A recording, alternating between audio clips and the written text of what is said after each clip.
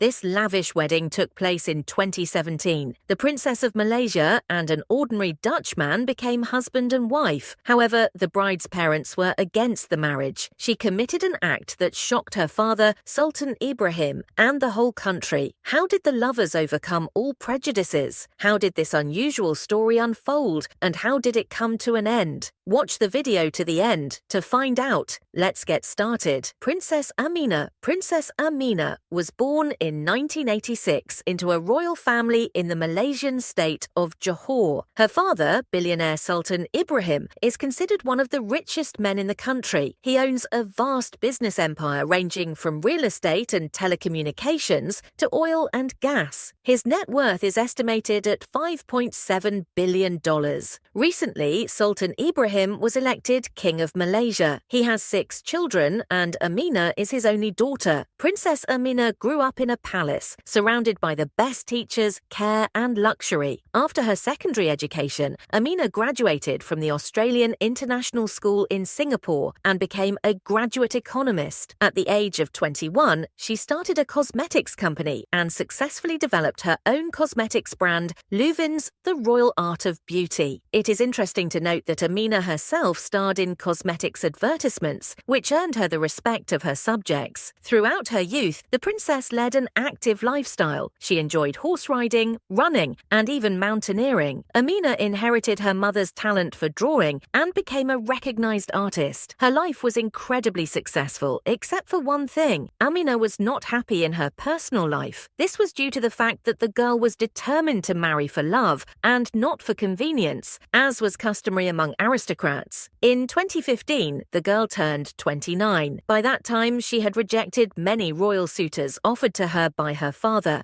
Despite her family's pleas, Amina persisted in her search for the one man who was meant for her. Who would have thought that the princess would find her destiny in an ordinary cafe where she happened to stop for a snack? A cafe manager of European appearance, who introduced himself as Dennis, volunteered to serve the beautiful girl. As their eyes met, both realized that their lives had changed forever. As you can imagine, this meeting was the beginning of one of the most incredible love stories of the 19th century. The story of how Amina's chosen one ended up in a Singapore cafe is worth telling separately. Dennis Verbaas is a Dutchman, born in the small town of Lisse near Amsterdam. After graduating from college, he embarked on a sports career and became a semi-professional soccer player. Then he was invited to Singapore, where Dennis got the job as manager of the local football club, Tampines Rovers. At the same time, he worked part-time as a photo model for magazines and as a manager in the very cafe where fate brought Princess Amina. Young people from different cultures and religions realized through some sixth sense that they were made for each other. At the same time, Dennis didn't even realize that he had met a born princess whose father owned a whole country. At first, he perceived Amina as an ordinary Asian girl, whom he liked very much. A whirlwind romance began between the young people that lasted about 3 years. Later, of course, Dennis learned that his beloved was the daughter of the king. In turn, Amina liked the young man's surname, Verbaas, which can be translated from Dutch as amazing surprise. Meeting the man of her dreams at the age of 29 was indeed a surprise for the girl, and, in a way, a reward for her persistent search for love. Marriage Amina and Dennis's relationship had been going strong, and they were determined to get married.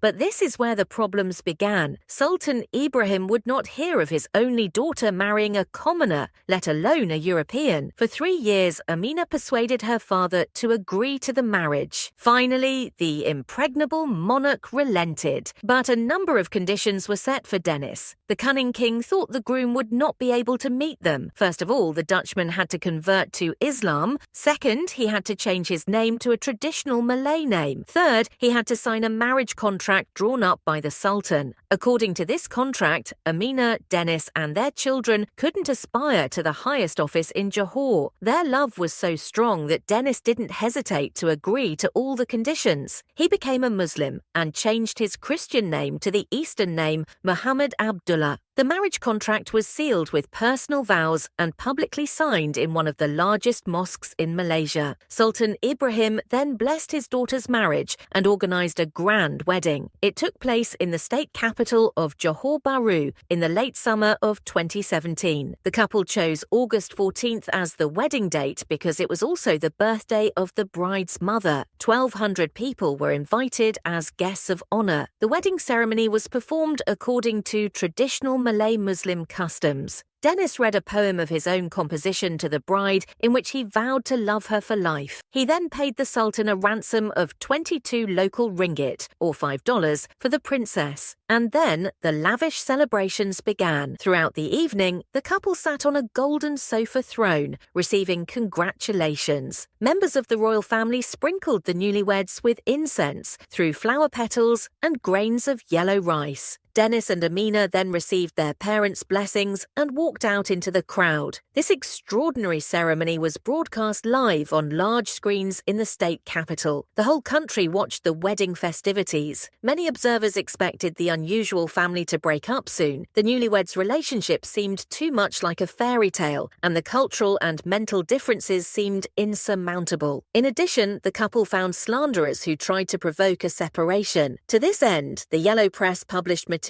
defaming the family life of Amina and Dennis. In particular, it was reported that Amina did not keep house as a Muslim woman should. Allegedly, there is a mess and dirt in the family home, and the newlyweds are constantly quarrelling. The princess herself responded to these attacks by saying that all these rumours are unreliable and that she and her husband are incredibly happy. This seems to be true, as Dennis and Amina often appeared at official receptions, where they looked happy and content with each other. In 2020, the couple had a daughter who was given the Muslim-Christian name Layla Sophia. 2 years later, the princess gave birth to a boy and retreated almost completely into childcare and family life. As befits the head of an Islamic family, Dennis provides for his wife and children. He now works as the head of one of the leading real estate development companies in Malaysia. In addition, the family has acquired a 30% stake in a major railroad company, Berjaya Rail, so the couple is financially well off. Meanwhile, Sultan Ibrahim has been elevated. At the end of 2023, he was elected King of all Malaysia, so Amina is no longer just a princess, but the daughter of a powerful monarch. Perhaps this was fate's way of thanking Sultan Ibrahim. After all, he was not afraid to break with tradition and give his daughter away in a love marriage to a commoner. As practice shows, many unequal marriages break up quickly, and the breakups are accompanied by loud scandals. Let's hope that our story will be an exception and that the newlyweds will have a long and happy family life. What do you think about this couple? Let us know in the comments. Subscribe to our channel and give us a like if you enjoyed the video. See you soon.